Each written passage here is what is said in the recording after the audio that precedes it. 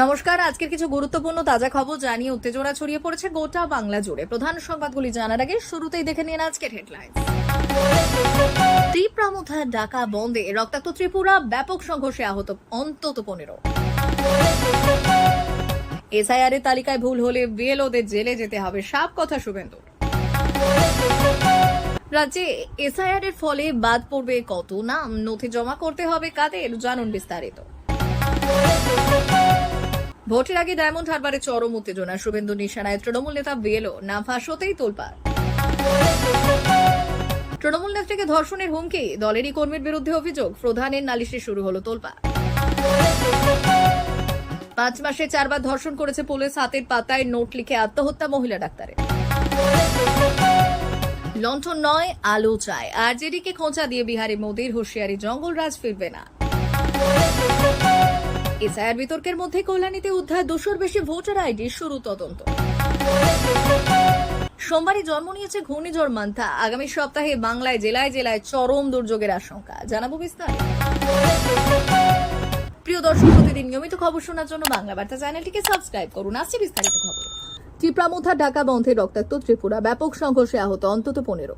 অনুপ্রবেশকারীদের দেশ ছাড়া সহ 8 দফা দাবিতে বৃহস্পতিবার বন্ধে ডাক দিয়েছিল ত্রিপুরায় বিজেপির শরিক দল তীব্রামথা। সেই বন্ধকে কেন্দ্র করে হিংসায় উত্তাল হয়ে উঠল গোটা রাজ্য। তীব্রামথার সমর্থকদের হামলায় আহত হয়েছেন সরকারি আধিকারিক সহ অন্তত 15 জন। বন্ধকে কেন্দ্র করে সংঘর্ষ, অগ্নিসংযোগ এবং ভাঙচুরের ঘটনার পর পরিস্থিতি নিয়ন্ত্রণে আনতে 163 ধারা জারি করা হয়েছে। জানা যাচ্ছে, অনুপ্রবেশ বন্ধ সহ 8 দফা দাবিতে রাজ্যে বন্ধের ডাক দিয়েছিল আদিবাসী সংগঠন ত্রিপুরা সিভিল সোসাইটি। এই বন্ধকে কেন্দ্র করে উত্তাল হয়ে ওঠে ধলাই জেলার শান্তিবাজার এলাকা। বন্ধের বিরোধিতা করায় এই এলাকায় ব্যবসায়ীদের সঙ্গে বচসা বাঁধে ত্রিপ্রামা সমর্থকদের, আর সেই বচসাই ভয়াবহ আকার নেয়। অভিযোগ উঠেছে, বন্ধকে কেন্দ্র করে সহিংসতার নেপথ্যে রয়েছেন ত্রিপুরা বিধায়ক রঞ্জিত দেববর্মা। গোটা ঘটনায় কড়া পদক্ষেপের নির্দেশ দিয়েছেন মুখ্যমন্ত্রী মানিক সাহা। শুক্রবার হাসপাতালে গিয়ে আহতদের সঙ্গে সাক্ষাৎ করেন তিনি। এসআইআর এর তালিকায় ভুল হলে বিএলওদের জেলে যেতে হবে, সাফ কথা শুভেন্দু। আর তার আগে এসআইআর নিয়ে ক্রমেই তপ্ত হচ্ছে বঙ্গ রাজনীতির আঙিনা। এরই মধ্যে রাজ্য কমিটির বাছাই নেতৃত্বের বৈঠক সেরে ফের একবার বিএলওদের হুঁশিয়ারি শুভেন্দু অধিকারী। বিএলওদের কাজে নজর রাখার জন্য জেলা নেতৃত্বের ভরসা রাখছে বিজেপি। এসআইআর নিয়ে প্রয়োজনে খোলা হবে হেল্প ডেস্ক, বৈঠক সূত্রে খবর। এসআইআর এর তালিকায় ভুল হলে বিএলওদের জেলে যেতে হবে। বিহারে 52 জন বিএলও জেলে আছেন, সাফ কথা শুভেন্দুর। তার এই মন্তব্য নিয়ে নতুন করে চাপানোত্তর শুরু হয়েছে রাজনৈতিক মহলে। এদিকে এসআইআর আবহে কেন্দ্রীয় নেতৃত্বের উপস্থিতিতে রাজ্য কমিটির বাছাই নেতৃত্বকে নিয়ে বৈঠক সারল বিজেপি। রাজ্য কমিটি গঠন, এসআইআর প্রস্তুতি, সিএএ ক্যাম্প সহ সামগ্রিক বিষয় নিয়ে বৈঠকে আলোচনা হয়েছে বলে বিজেপি সূত্রের খবর। রাজ্যে এসআইআর এর ফলে বাদ পড়বে কত নাম, নথি জমা করতে হবে কাদের, জানুন বিস্তারিত। এসআইআর বা স্পেশাল ইন্টেন্সিভ ডিভিশন, এই এসআইআর এবারেই প্রথম হচ্ছে এমনটা নয়। অন্তত 2 দশক আগে এই সমীক্ষা হয়েছিল রাজ্যগুলিতে। শেষবার হয় 2002 সাল থেকে 2004 সালের মধ্যে। বিহারে হয়েছিল 2003 সালে। ভোটার তালিকায় থাকা নামের মধ্যে কারা মৃত, কারা অন্যত্র চলে গিয়েছেন, কারা ভুয়ো, তা সমীক্ষা করে কমিশন। তারপর তৈরি হয় সংশোধিত তালিকা। বিহারের ক্ষেত্রে 11টি নথি নির্দিষ্ট করে দিয়েছিল কমিশন। অন্যান্য রাজ্যেও এসআইআর এর নথির সংখ্যা একই থাকবে বলে মনে করছেন এই প্রক্রিয়ার সঙ্গে জড়িত আধিকারিকরা। প্রতি বছর নিয়মিত তালিকা সংশোধন হলেও কমিশনের মতে সেই প্রক্রিয়া যথেষ্ট নির্ভুল নয়। বহু মৃত বা স্থানান্তরিত ভোটার এখনো তালিকায় রয়েছেন, আবার অনেকে বাদও পড়েছেন। এবার এসআইআর এর মাধ্যমে প্রতি ভোটারের নাম নতুন করে নথিভুক্ত করা হবে। কমিশনের কাছে সুনির্দিষ্ট পরিসংখ্যান না থাকলেও আধিকারিকদের ধারণা রাজ্যে প্রায় 1 কোটি নাম বাদ যেতে পারে। তাদের যুক্তি, 2002 থেকে 2025 সালের মধ্যে মৃত, স্থানান্তরিত ও অবৈধ ভোটারের সংখ্যা মিলিয়ে মোট যে অঙ্কটি উঠে আসছে তা এই ধারণাকেই সমর্থন করে। ভোটের আগে ডায়মন্ড হারবারে চরম উত্তেজনা, শুভেন্দুর নিশানায় তৃণমূল নেতা বিএলও, নাম ফাঁস হতেই তোলপাড়। রাজ্যে আসন্ন বিধানসভা নির্বাচনের আগে ভোটার তালিকায় নিবিড় সংশোধন পর্ব শুরু হতে রাজনৈতিক উত্তাপ চরমে পৌঁছেছে। এই আবহে গুরুতর অভিযোগ তুলেছে বিজেপি। তাদের দাবি, শাসক দল তৃণমূলের দলদাস কিছু বুথ লেভেল অফিসার সক্রিয়ভাবে ভোটার তালিকা ম্যানিপুলেট করার চেষ্টা করছেন। বিরোধী দলনেতা শুভেন্দু অধিকারী এই অভিযোগকে আরও জোরালো করে তার এক্স হ্যান্ডেলে রীতিমতো নাম প্রকাশ করে সংশ্লিষ্ট বিএলওদের দ্রুত অপসারণের জন্য নির্বাচন কমিশনের কাছে আবেদন জানিয়েছেন। তার পোস্টে সবথেকে আলোচিত নাম মোহাম্মদ আলাউদ্দিন মোল্লা, যিনি দক্ষিণ 24 পরগনা ডায়মন্ড হারবার বিধানসভা কেন্দ্রের বুথ লেভেলের অফিসার।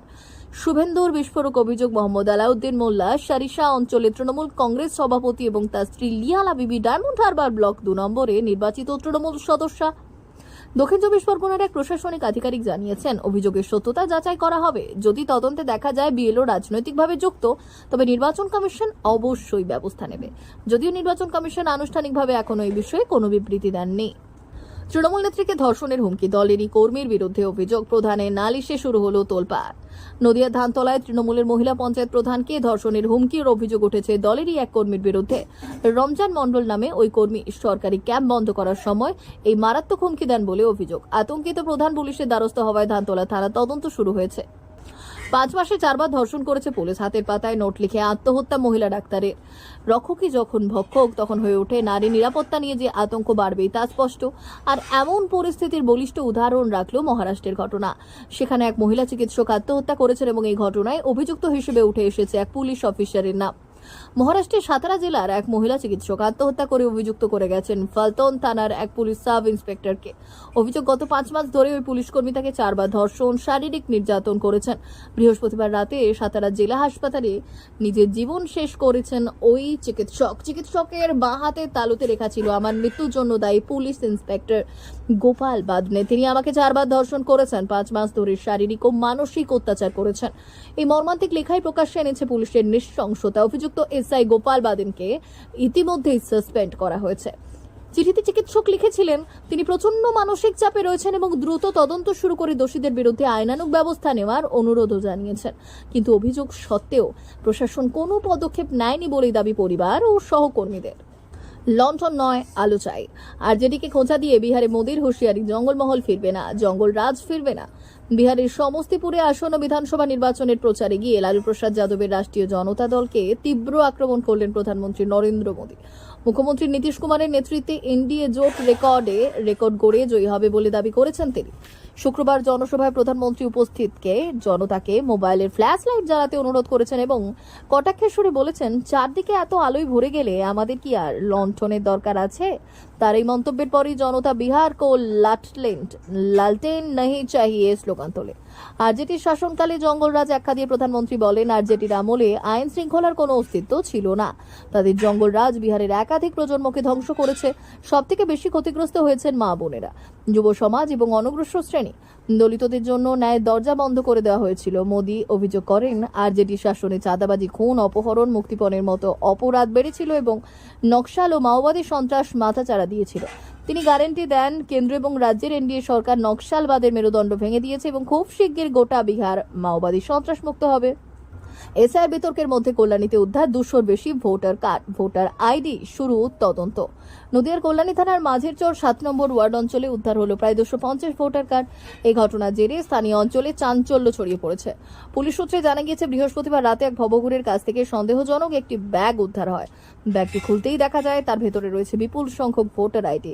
মোট প্রায় 250টি ভোটার কার্ড উদ্ধার হয়েছে বলে জানা গিয়েছে। উদ্ধার হওয়া ভোটার আইডিগুলির বেশিরভাগই কল্যাণী এবং আশেপাশের বিভিন্ন ওয়ার্ডের ভোটারদের নামে। পুলিশ ব্যাগ সহ সব ভোটার আইডি থানায় নিয়ে গিয়ে পরীক্ষা শুরু করেছে।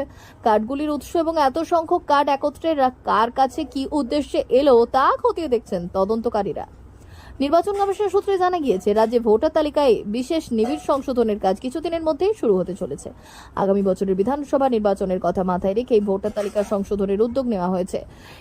এবার সব ভোটারের নামেই নতুন করে নথিভুক্ত করা হবে। অবৈধ ভোটারদের নাম তালিকা থেকে বাদ দেওয়া হবে।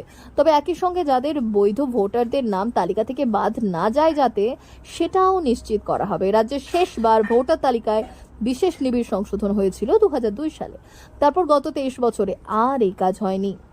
সোমবারই জন্ম নিয়েছে ঘূর্ণিঝড় মান্থা। আগামী সপ্তাহে বাংলায় জেলায় জেলায় চরম দুর্যোগের আশঙ্কা।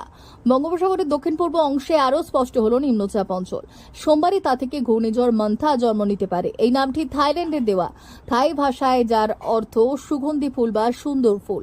এর ফলে সমুদ্র উত্তাল থাকবে। 27 অক্টোবরের মধ্যে মৎস্যজীবীদের ফিরে আসার নির্দেশ দেওয়া হয়েছে হাওয়া অফিসের তরফে। দক্ষিণবঙ্গের 9টি জেলায় ভারী বৃষ্টির সম্ভাবনা হয়েছে। হাওয়া অফিস জানিয়েছে, শনিবার সকালে দক্ষিণ পূর্ব বঙ্গোপসাগরে বঙ্গোপসাগরের নিম্নচাপ অঞ্চলটি সুস্পষ্ট নিম্নচাপ অঞ্চলে পরিণত হয়েছে। আর কয়েক ঘন্টার মধ্যে তা থেকে নিম্নচাপ তৈরি হবে। রবিবারের মধ্যে তা আরও ঘনীভূত হয়ে গভীর নিম্নচাপে পরিণত হতে চলেছে। সোমবারই গভীর নিম্নচাপ ঘূর্ণিঝড়ের আকার নেবে। এর কিছুটা প্রভাব পড়বে পশ্চিমবঙ্গ এবং উড়িষ্যার উপকূলে। এখন অবধি জানা যাচ্ছে ঘূর্ণিঝড়ের অভিমুখ থাকবে পশ্চিম ও উত্তর পশ্চিম দিকে। দক্ষিণবঙ্গে ঘূর্ণিঝড়ের প্রভাবে বৃষ্টি শুরু হয়ে যাবে সোমবার থেকেই। ওই দিন দক্ষিণ 24 পরগনা, 2 মেদিনীপুরে বিক্ষিপ্তভাবে হালকা বৃষ্টিপাত হতে পারে। কলকাতায় বজ্রবিদ্যুৎ সহ বৃষ্টির সতর্কতা জারি রয়েছে মঙ্গলবার। সঙ্গে ঘন্টায় 30 থেকে 40 কিলোমিটার বেগে ঝোড়ো হাওয়া বইতে পারে। দক্ষিণ 24 পরগনা, পূর্ব মেদিনীপুরে ভারী বৃষ্টি শুরু হয়ে যাবে মঙ্গলবার থেকে। বুধবার ভারী বৃষ্টির সম্ভাবনা রয়েছে হাওড়া, উত্তর 24 পরগনা, পশ্চিম মেদিনীপুর এবং ঝাড়গ্রামে। পূর্ব বর্ধমান, মুর্শিদাবাদ এবং নদিয়ায় ভারী বৃষ্টি হবে বৃহস্পতিবার ও শুক্রবার। 2 24 পরগনাতেও শুক্রবার পর্যন্ত দুর্যোগের আশঙ্কা রয়েছে। আইএমডি জানিয়েছে আগামী 26শে অক্টোবরের মধ্যে এটি ভয়ানক রূপ নেবে এবং পরবর্তী 24 ঘন্টার মধ্যে এটি ঘূর্ণিঝড়ে পরিণত হওয়ার সম্ভাবনা রয়েছে। এর প্রভাবে দক্ষিণ ভারতের উপকূলীয় রাজ্য তামিলনাড়ুতে ইতিমধ্যেই ব্যাপক বৃষ্টিপাত শুরু হয়েছে। আইএমডি ইতিমধ্যে 27শে অক্টোবর চেন্নাই, তিরুভাল্লুর এবং রানীপেট জেলায় অরেঞ্জ অ্যালার্ট জারি করেছে। সোমবার ওই এলাকাগুলিতে অতি ভারী থেকে অতি ভারী বৃষ্টি শুরু হতে পারবে বলে পূর্বাভাস দেওয়া হয়েছে। এর পাশাপাশি উপকূল জুড়ে দমকা হাওয়া বইতে পারে এবং ঘন্টায় 60 থেকে 70 কিলোমিটার বেগে পৌঁছতে পারে। যা প্রিয় দর্শক, এখনকার মতো খবর এই পর্যন্তই। ধন্যবাদ।